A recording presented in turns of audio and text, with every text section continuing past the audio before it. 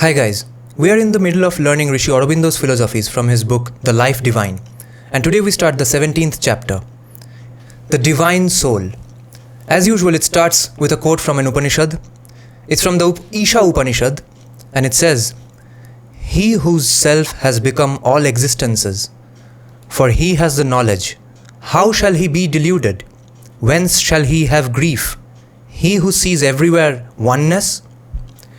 Now Rishi Aurobindo writes, by the conception we have formed of the supermind, by its opposition to the mentality on which our human existence is based, we are able not only to form a precise instead of a vague idea of divinity and the divine life, expressions which are otherwise condemned to use with looseness and as the vague wording of a large but almost impalpable aspiration, but also to give these ideas a firm basis of philosophical reasoning, to put them into a clear relation with the humanity and the human life, which is all we at present enjoy, and to justify our hope and aspiration by the very nature of the world and of our own cosmic antecedents and the inevitable future of our evolution.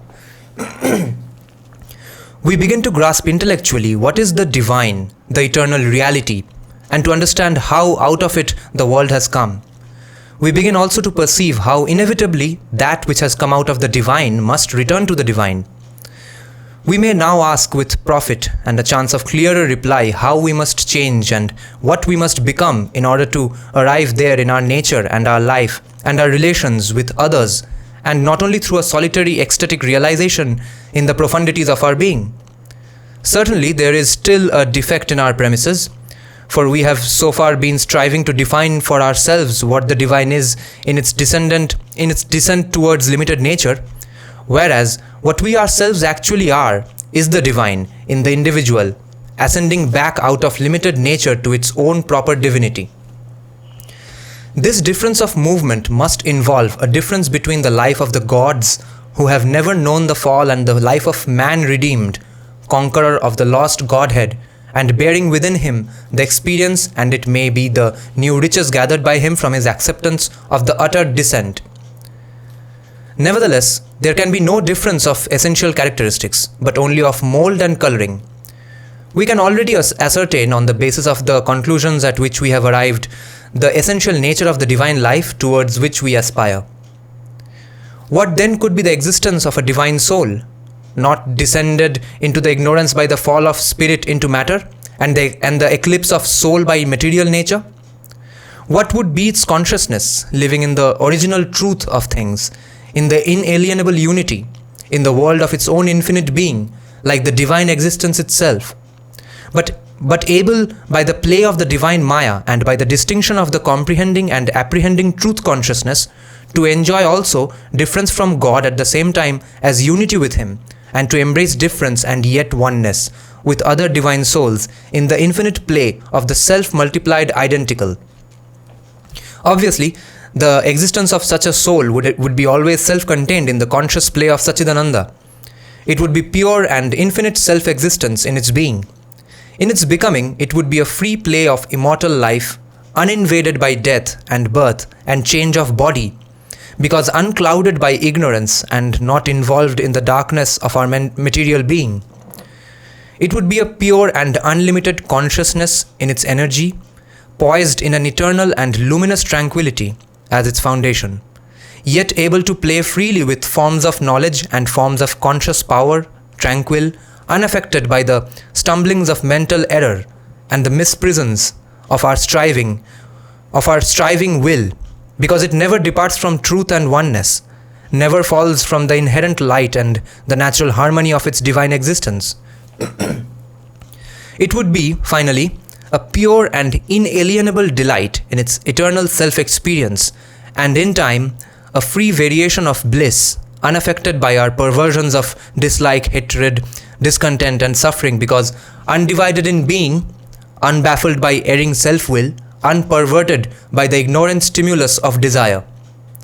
Its consciousness would not be shut out from any part of the infinite truth, nor limited by any poise or status that it might assume in its relations with others, nor condemned to any loss of self-knowledge by its acceptance of a purely phenomenal individuality and the play of practical differentiation. It would be in its self-experience, live eternally in the presence of the Absolute.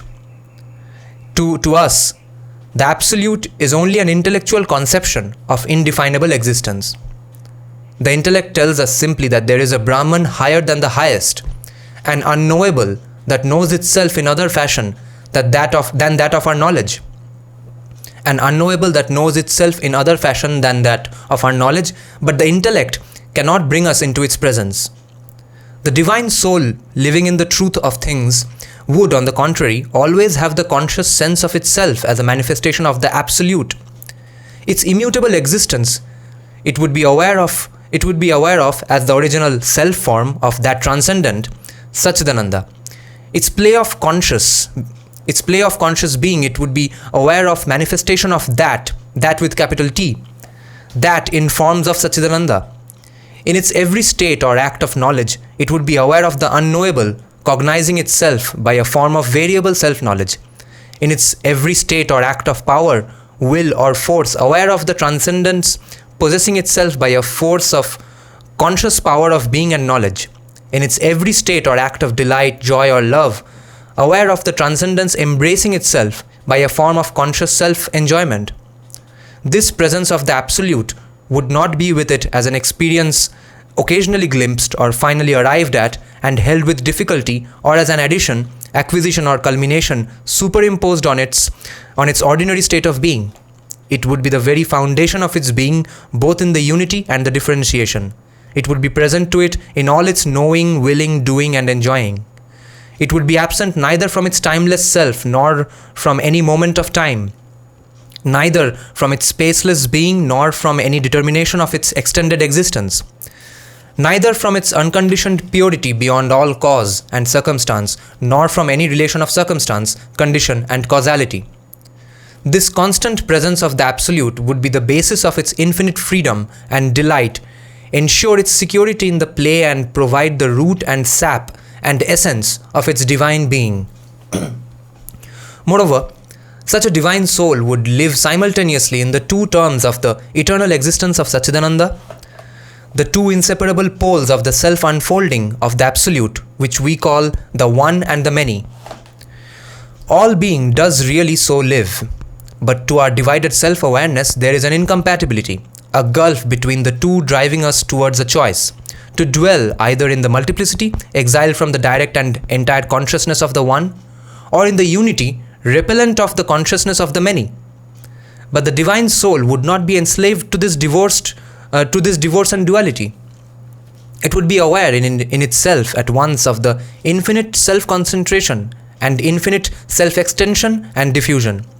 It would be aware simultaneously of the One in its Unitarian consciousness, holding the innumerable multiplicity in itself as if potential, unexpressed, and therefore to our mental experience of that state non-existent, and of the One in its extended consciousness, holding the multiplicity thrown out and active as the play of its own conscious being, will and delight. It would equally be aware of the many, ever drawing it would equally be aware of the many ever drawing down to themselves the One, that is the eternal source and reality of their existence, and of the many ever mounting up, attracted to the One, that is the eternal culmination and blissful justification of all their play of difference. This vast view of things in the mold of the truth consciousness, the foundation of the large truth and right hymned by the Vedic seers, this unity of all these terms of opposition is the real Advaita, the supreme comprehending world of knowledge of the unknowable. The divine soul will be aware of all variation of being, consciousness, will and delight as the outflowing, the extension, the diffusion of that self-concentrated unity developing itself, not into difference and division, but into another and extended form of infinite oneness. It will itself always be concentrated in oneness in the essence of its being, always manifested in variation in the extension of its being. All that takes form in itself will be the manifested potentialities of the One, the word or name, vibrating out of the nameless silence, the form realizing the formless essence, the active will or power proceeding out of the tranquil force, the ray of self-cognition gleaming out from the sun of timeless self-awareness, the wave of becoming rising up into shape of self-conscious existence out of the eternally self-conscious being, the joy and love welling forever out of the eternal still delight. It will be the absolute biune in its self-unfolding, and each relativity in it will be absolute to itself, because aware of itself as the absolute manifested, but without that ignorance, which excludes other relativities as alien to its being or less complete than itself. In the extension, the divine soul will be aware of the three grades of the supramental existence, not as we are mentally compelled to regard them, not as grades, but as a triune fact of the self-manifestation of Satchidananda. It will be able to embrace them in one and the same comprehensive self-realization, because a vast comprehensiveness is the foundation of the truth-conscious supermind. It will be able to divinely conceive, perceive and sense all things as the self, its own self, one self of all, one self-being and self-becoming, but not divided in its becomings which have no existence apart from its own self-consciousness. It will be able divinely to conceive, perceive and sense all existences as soul forms of the One, which have each its own being in the One, its own standpoint in the One, its own relations with all other existences that people the infinite unity, but all the dependent on the One, conscious form of Him in His own infinity. It will be able divinely to conceive, perceive and sense all these existences in their individuality, in their separate standpoint living as the individual divine, each with the One and Supreme dwelling in it, and each therefore not altogether a form or eidolon, not really an illusory part of a real whole, a mere foaming wave on the surface of an immobile ocean. Because these are after all no more than inadequate mental images, but a whole in the whole, a truth that repeats the infinite truth, a wave that is all the sea, a relative, oh that's a beautiful line, a wave that is all the sea, the wave itself is the entire sea, and also the sea is made up of the waves, a relative that proves to be the absolute itself, a relative that proves to be the absolute itself, when we look behind form and see in its completeness. Because these three are aspects of the one existence. The first is based upon that self-knowledge which in our human realization of the divine, the Upanishad describes as the self in us becoming all existences. The self in us becoming all existences. The second on that which is described as seeing all existences in the self. The third on that which is described as seeing the self in all existences. The self becoming all existences is the basis of our oneness with all. The self containing all existences is the basis of our oneness in difference. The self inhabiting all is the basis of our individuality in the universal. If the defect of our mentality, if its need of exclusive concentration compels it to dwell on any one of these aspects of self-knowledge to the exclusion of the others, if a realization imperfect as well as exclusive moves us always to bring in a human element of error into the very truth itself, and of conflict and mutual negation into the all-comprehending unity, yet to a divine supramental being by the essential character of the supermind, which is a comprehending oneness and infinite totality, they must present themselves as a triple and indeed a triune realization. If we suppose this soul to take its poise, its center in the consciousness of the individual divine living and acting in distinct relation with the others, still it will have in the foundation of its consciousness the entire unity from which all emerges, and it will have in the background of that consciousness the extended and the modified unity, and to any of these it will be capable of returning and of contemplating from them its individuality. In the Veda, all these poises are asserted of the gods. In essence, the gods are one existence which the sages call by different names, but in their action founded in and proceeding from the large truth and right Agni, or another is said to be all the other gods, he is the one that becomes all. At the same time, he is said to contain all the gods in himself, as the nave of a wheel contains the spokes. He is the one that contains all, and yet as Agni, he is described as a separate deity, one who helps all the others, exceeds them in force and knowledge, yet is inferior to them in cosmic position, and is employed by them as messenger, priest, and worker. The creator of the world and father, he is yet the son of... Wow, what a great line. The creator of the world and father, he is yet the son born of our works. He is, that is to say, the original and the manifested indwelling self or divine, the one that inhabits all. All the relations of the divine soul with God, all the relations of the divine soul with God or its supreme self and with its other selves in other forms will be determined by its comprehensive self-knowledge. These relations will be relations of being, of consciousness and knowledge, of will and force, of love and delight. Infinite in their potentiality of variation, They need exclude no possible relation of soul with soul that is compatible with the preservation of the inalienable sense of unity in spite of every phenomenon of difference. Thus, in its relations of enjoyment, the divine soul will have the delight of all its experience in itself. It will have the delight of all its experience of relation with others as a communion with other selves in other forms created for a varied play in the universe. It will have two delight. It will also have the delight of the experiences of its other selves as if they were its own, as indeed they really are. And all this capacity it will have because it will be aware of its own experiences, of its relations with others, and of the experiences of others and their relations with itself, as all the joy or ananda of the one, the supreme self, its own self, differentiated by its separate habitation of all these forms comprehended in its own being, but still one in difference. Because this unity is the basis of all its experience. It will be free from the discords of our divided consciousness, divided by ignorance and a separatist egoism. All these selves and their relations will play consciously into each other's hands. They will part and melt into each other as the numberless notes of an eternal harmony. And the same rule will apply to the relations of its being, knowledge, will with the being, knowledge and will of others.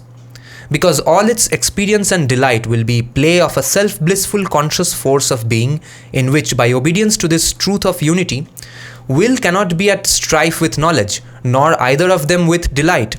Nor will the knowledge, will and delight of one soul clash with the knowledge, will and delight of another. Because by their awareness of their unity, what is clash and strife and discord in our divided being will be their meeting, entwining and mutual interplay of the different notes of one infinite harmony. In its relations with the Supreme Self, with God, the divine soul will have the sense of the oneness of the transcendent and universal divine with its own being.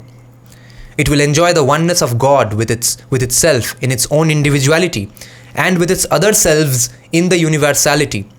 Its relations of knowledge will be the play of the divine omniscience, for God is knowledge, and what is ignorance with us will be there only the holding back of knowledge in the repose of conscious self-awareness, so that certain forms of that self-awareness may be brought forward into activity of light. Its relations of will be there, and the play of the divine omnipotence, because God is force, will and power, and what with us is weakness and incapacity will be the holding back of will in tranquil concentrated force, so that certain forms of divine conscious force may realize themselves brought forward into form of power. In relations of love and delight will be the play of the divine ecstasy, because God is love and delight, and what with us would be denial of love and delight will be the holding back of joy in the still sea of bliss, so that certain forms of divine union and enjoyment may be brought in front, in an active upwelling of the waves of the bliss. So also all its becoming will be formation of the divine being in response to these activities, and what is with us cessation, death, annihilation will be only rest, transition or holding back of the joyous creative Maya in the eternal being of Satchidananda. At the same time, this oneness will not preclude relations of the divine soul with God, with its supreme self, founded on the joy of difference, separating itself from unity to enjoy that unity otherwise.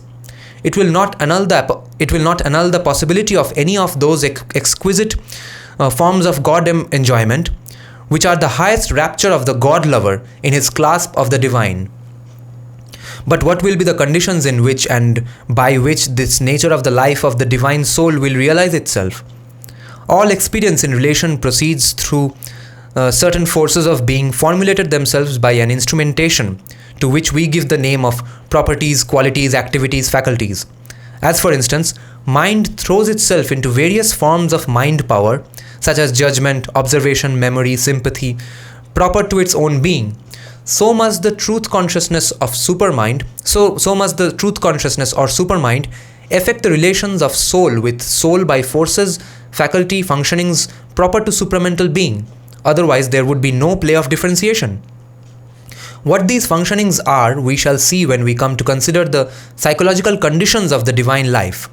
At present, we are only considering its metaphysical foundations, its essential nature and principles. Suffice it at present to observe that the absence or abolition of separatist egoism and of effective division in consciousness is the one essential condition of the divine life, and therefore their presence in us is that which constitutes our mortality. I need to read this sentence once again. Suffice it at present to observe that the absence or abolition of separatist egoism and of effective division in consciousness is the one essential condition of the divine life. Abolition of separatist egoism and absence. And therefore their presence in us is that which constitutes our mortality and our fall from the divine. This is our original sin, or rather let us say in a more philosophical language, the deviation from the truth and right of the spirit, from its oneness, integrality and harmony that was the necessary condition for the great plunge into the ignorance, which is the soul's adventure in the world, and from which was born our suffering and aspiring humanity.